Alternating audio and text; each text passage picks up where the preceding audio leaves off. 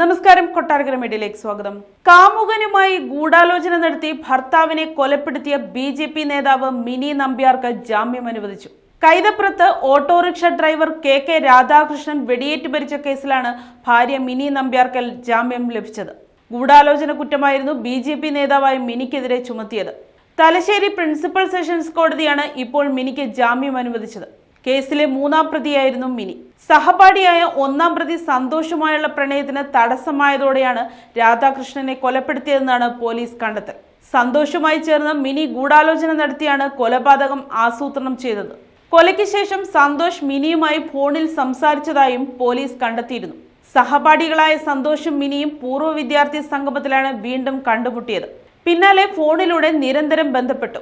അവിവാഹിതനായ സന്തോഷുമായി mini അടുത്തതോടെ ഭർത്താവ് രാധാകൃഷ്ണൻ എതിർത്തു. പിന്നാലെ രാധാകൃഷ്ണനെ സന്തോഷ് ഭീഷണിപ്പെടുത്തി. ഇത് കേസാവുകയും പരിയാരം പോലീസ് സ്റ്റേഷനിൽ ഇവരെ വിളിപ്പിച്ച് സംസാരിക്കുകയും ചെയ്തിരുന്നു. ഇതോടെയാണ് രാധാകൃഷ്ണനെ കൊല്ലാൻ മിനിയും സന്തോഷും നീക്കം നടത്തിയതെന്നാണ് പോലീസിന്റെ കണ്ടെത്തൽ. നിനക്ക് മാപ്പില്ല എന്ന് ഫേസ്ബുക്കിൽ കുറിച്ച ശേഷമാണ് മാർച്ച് 20-ന് സന്തോഷ് രാധാകൃഷ്ണനെ കൊലപ്പെടുത്തിയത്.